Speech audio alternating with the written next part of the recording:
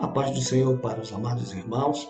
É sempre uma alegria imensa poder me dirigir a vocês em mais um início de semana para falar das maravilhas do bendito Evangelho de nosso Senhor e Salvador Jesus Cristo.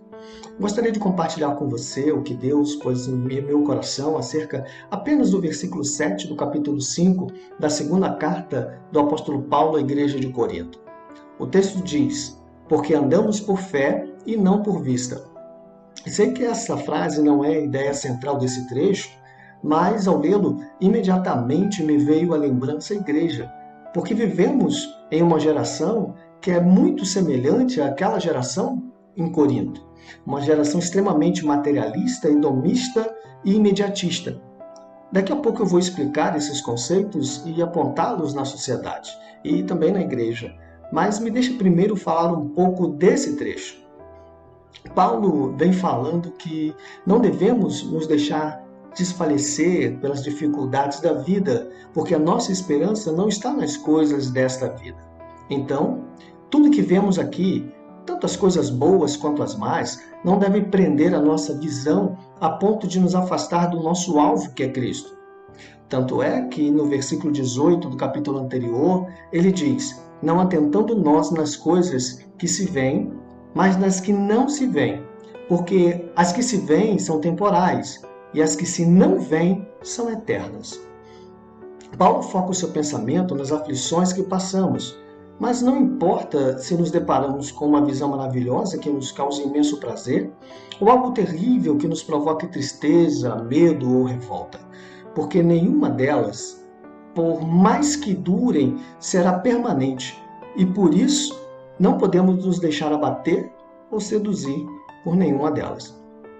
No início do capítulo, o apóstolo diz que todos morremos, mas que a nossa vida não se acaba aqui, porque Deus tem preparado algo melhor para nós no porvir. A versão de Almeida diz que se a nossa casa aqui se desfizer, temos de Deus um edifício já preparado. Esse contraste entre casa e edifício serve para mostrar a grandeza do que está preparado para nós na glória com Cristo. Paulo disse que, ainda que isso nos dê ânimo para prosseguir, também faz que queiramos partir para estar com Cristo e desfrutar logo dessa maravilha. Não que algum de nós queira simplesmente morrer, mas sim estar com o Senhor e vê-lo como Ele é. É aí que entra a frase que destaquei no princípio, porque andamos por fé e não por vista. O povo de Corinto era muito materialista e imoral, o que é fácil de entender quando vemos que a cidade era um centro cultural, atlético, religioso e econômico em sua época, em que ali havia um fluxo muito grande de riquezas. Além disso, a imoralidade sexual daquele povo era bem conhecida no mundo antigo. Vemos que não foi à toa que Paulo alertou bem aquela igreja sobre esses dois assuntos. Se voltarmos os nossos olhos para o tempo presente, vamos ver muitas semelhanças entre a sociedade atual e aquela de Corinto. Como já disse, vivemos em meio a uma geração materialista, hedonista e imediatista. Veja que, se nós olharmos com atenção, vamos encontrar também algumas dessas características no meio da igreja. O materialismo tem feito as pessoas cada vez mais ficarem focadas nas coisas dessa vida. Não que haja algum problema em se querer ter uma boa casa, um bom emprego, mas alguns estão vivendo em função apenas das coisas dessa vida, como se tudo acabasse aqui quando morremos. Esse materialismo leva as pessoas ao consumismo exagerado. Certamente você conhece alguém que comprou um calçado novo, uma TV nova ou um celular novo, não porque o que tinha deu defeito, mas porque um amigo comprou um modelo mais novo. Talvez, se você der uma olhada em volta, vai ver alguma coisa que você comprou no momento de empolgação, mas que não usa com frequência. Ou talvez nunca tenha usado ainda. Não se culpe. Essa sociedade consumista da qual fazemos parte nos leva a isso. Mas você não deve se esquecer de juntar tesouros nos céus, porque no capítulo 6 do Evangelho de Mateus, o Senhor Jesus diz: não ajunteis tesouros na terra, onde a traça e a ferrugem tudo consomem, e onde os ladrões minam e roubam, mas juntai tesouros no céu, onde nem a traça, nem a ferrugem consome, e onde os ladrões não minam nem roubam, porque onde estiver o vosso tesouro, aí estará também o vosso coração. Procure ter um bom emprego, uma boa casa, um bom carro. Não se contente apenas com a graduação da universidade, busque um mestrado, um doutorado, mas não deixe que a soma de seus tesouros aqui seja maior do que a soma que você tenha juntado nos céus, porque o seu coração nunca pode estar dividido entre a sua casa aqui na terra e o seu lar no céu. O seu lar no céu tem que ser o mais importante. Outra característica da sociedade atual é o hedonismo, ou seja, a busca ilimitada pelo prazer. Não é incomum ouvir alguém dizer, eu mereço ser feliz. Ou, se me faz feliz, que mal há. Sim, Deus fez o homem para que ele fosse feliz. Mas foi o homem e não Deus que quase pôs tudo a perder. Só não o pôs porque o Senhor interviu com a sua graça maravilhosa. Sim, você merece ser feliz. Mas não se pode construir felicidade sobre a desgraça do próximo. Mas é isso que a sociedade faz. É aí que nós vemos casamentos desfeitos, famílias destruídas, pessoas frustradas, machucadas, amizades desfeitas e vidas acabadas, porque estão confundindo o prazer momentâneo com a felicidade permanente. Se esquecem que todas as ações têm consequência. Parece que levam a vida como um jogo de computador.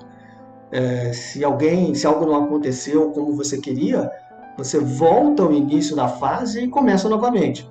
É só fazer tudo o que você sabe que dá certo e evitar o que deu errado. E se por algum descuido você morrer no meio do jogo, é só reiniciar a fase novamente. Mas na vida não é assim. As consequências são permanentes. A morte, humanamente falando, é permanente. A Bíblia vai dizer que a verdadeira felicidade é diferente disso.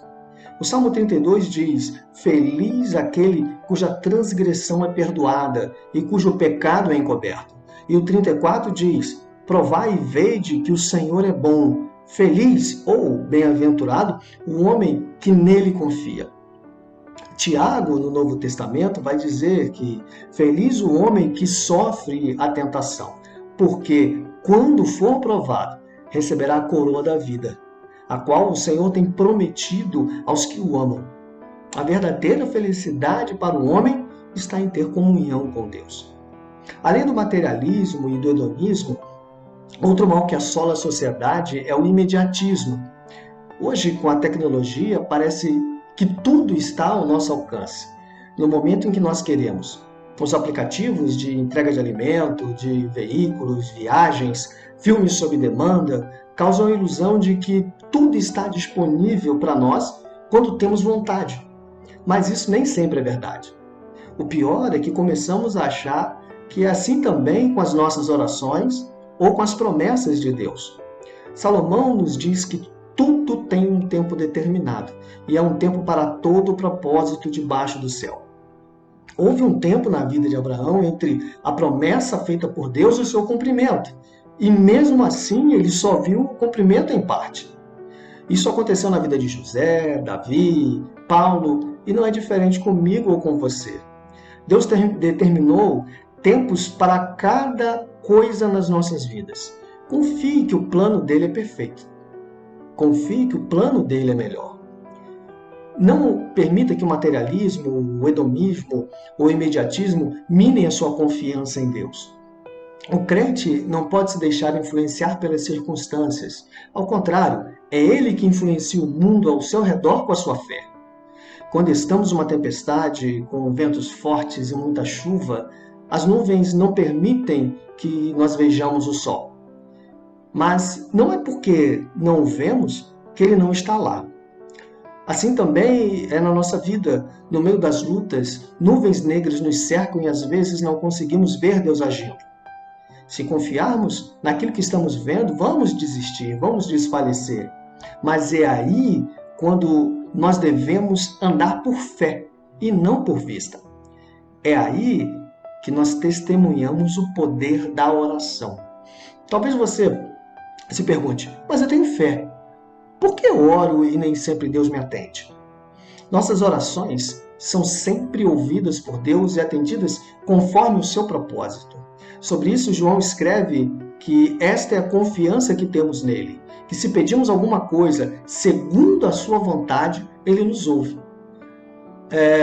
Não exatamente nesse contexto, mas podemos somar ao que Tiago diz quando escreve: pedis e não recebeis, porque pedis mal para gastar nos vossos próprios deleites. Deus tem sim prazer em nos ouvir e nos atender, mas ele não faz nada contra a sua soberana vontade. Por isso, precisamos alinhar a nossa vontade com a vontade dele e priorizar o reino. Assim, todas as nossas orações serão atendidas porque vão agradar ao Senhor. O crente não é um operador de milagres, mas um anunciador de boas novas. Os milagres apenas corroboram a mensagem do Evangelho e mostram que Deus é todo-poderoso e está no controle de todas as situações. Sem pregação e sem tribulação não há milagre. Pregação porque o milagre glorifica a Deus. E como ele pode ser glorificado sem antes ser conhecido? E a tribulação porque o milagre só acontece com coisas impossíveis. As coisas possíveis são para os homens fazerem, mas as impossíveis só Deus faz. Creia nisso. Há um milagre de Deus esperando pelas nossas orações quando nós oramos segundo a sua vontade. Continue guardando os seus tesouros nos céus e tenha paz. Desfrute da felicidade que a comunhão com Deus nos dá. Viva bem cada tempo que Deus planejou para a sua vida. E, acima de tudo, creia. Creia que o Senhor é poderoso para fazer infinitamente mais do que tudo quanto pedimos ou pensamos, segundo o poder que em nós opera. Que o Senhor abençoe a sua vida e a sua família e dê a todos vocês uma semana de paz para a glória dele.